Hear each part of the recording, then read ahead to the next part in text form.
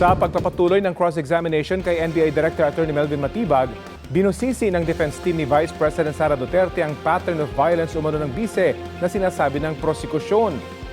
Balitang hatid ni Sandra Aguinaldo. The point being is, the betrayal of public trust was already been consummated when she publicly admitted, there is already an admission that she contracted a killer, a mamamatay tao or assassin, to kill the president. Ito ang pinanindigan ni NBI Director Melvin Matibag sa pagpapatuloy ng cross-examination sa kanya ng abogado ni Vice President Sara Duterte sa impeachment trial. Git ni Matibag, taliwas ito sa pinanumpaan ni Duterte na ipatupad ang batas bilang pangalawang pangulo ng bansa. Pag nagbalak kang pumatay at ginawa mo yan, that is no justice to every man. It's not execute the law. Execute the president yung gusto mong gawin dyan. Your Honor. Sinubukang tibagin ng depensa ang sinabi ng prosecution na may pattern of violence si Vice President Duterte. Pinalabas nila ang anilay konteksto ng kontrobersyal na pahayag ng bise noong October 2024. Kwento ito ng bise sa nangyari umano nang dumalos sila ni Pangulong Marcos sa isang graduation sa Philippine Military Academy. Inulit ng bata, louder this time. Mr. President, can I have your watch as a graduation gift? Nasagot niya. Why? Why will I give you my watch? I saw the humiliation sa face ng bata. I wanted to help him.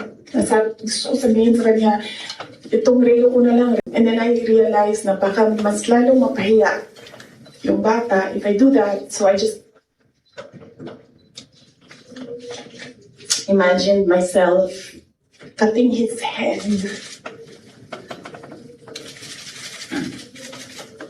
Sunod nito, tinanong ng depensa si Matibag. Didn't you take VP Sara's statement out of context? Mahirap po para sa aming law enforcement na yung ganyang mga statement ay amin pong babaliwalayin. Katunayan, alam naman po natin, kahit nga biro, halimbawa po, yung bomb joke nga po sa aeroplano, hinuhuli natin. Sa amin po sa law enforcement, we have to give credence to that and i-process po namin. Kaugnay nito, binalikan din ang pahayag ni Davao City Mayor Baste Duterte sa paglulunsad ng Rage Coalition noong Abril. Tama na yan. That's okay. Isang ulo lang naman ang kailangan namin. Ang ulo ni Bongbong Marcos! Tanong ng depensa, hindi ba saklaw ito ng freedom of expression? Unless we are under martial law again, Mayor Baste should be able to freely express his dissent to the government. Your Honor, that But the freedom of expression has limitation also.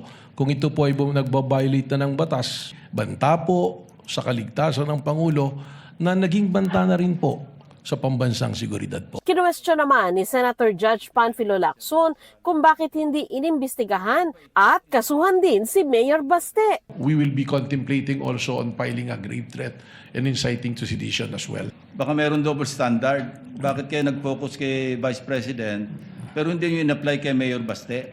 Sapagkat ang isa pong dinedevelop namin dito na jury po is yung sabwatan. And alam po natin, if we go to court using the theory of conspiracy, medyo mas mahirap po na ipasok na kaso. Kaya it taking much time to develop the case po. Tinalaki rin ng depensa ang panig ng bise sa insidente ng panununtok sa isang sheriff noong 2011 kung kailan alkalde pa ng Davao City si VP Duterte. Ayon sa depensa, nangyari ito sa gitna ng planong demolisyon ilang araw lang kasunod ng isang flash flood kung saan may mga nasawi. The demolition that you mentioned involved the demolition of informal settlers in that area.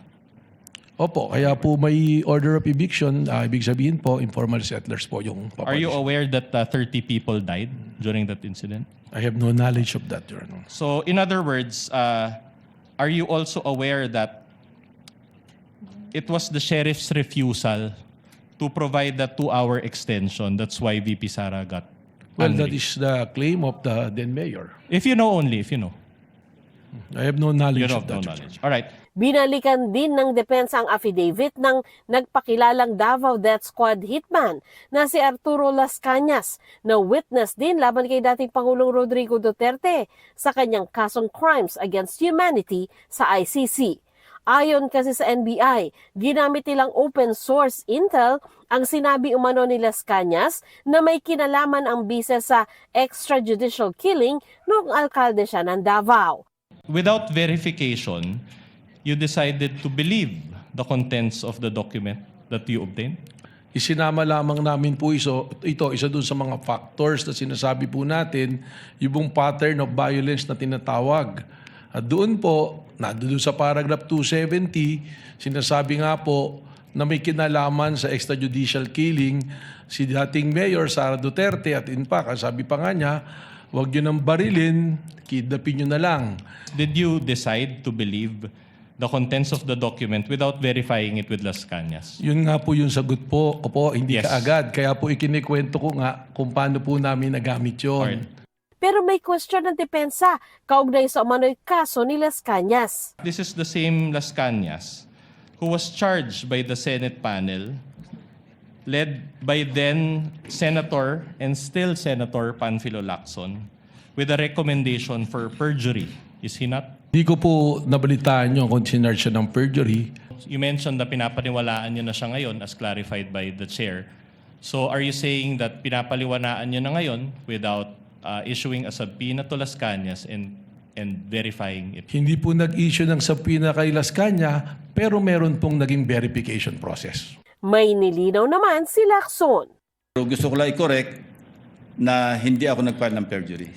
Binusisi rin ang pahayag ni Matibag na patuloy ang investigasyon nila sa mga persons of interest na posibleng makapagturo kung sino ang kontratistang assassin ng bise.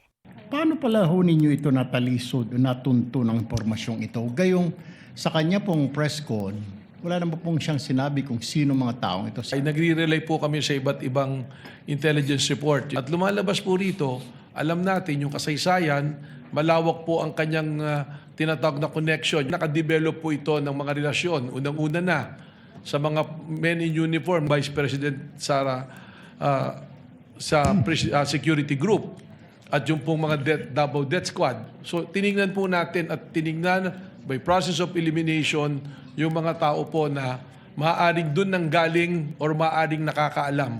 Kasama ba sila sa persons of interest, itong Vice President Security Group? Paano sila nagiging persons of interest na merong potentially manggaling sa kanila itong pagkukontrata? Yun po yung precisely the reason na ayaw po natin na yung term na tinatawag na masunog yung atin pong lead na kinukuha. Yung nakausap nyo is hindi pa actual na nakontrata? Hindi po natin masiguro doon po sa natitirang numero, meron pong personalidad na kasama ron. Dagdag na tanong ni Presiding Officer Cheese Escudero kay Matibag, may bayad bang kapalit ang pagkontrata kung meron man? Tumbukin ko na po yung mga punto ko. Sa inyong investigasyon, may bayad po ba yung kinausap ni VP Sara para patayin? Di umano ang Pangulo, may bayad po ba yun o libre? That is the part of the investigation po that we have to establish po. Sandra Aguinaldo nagbabalita para sa GMA News.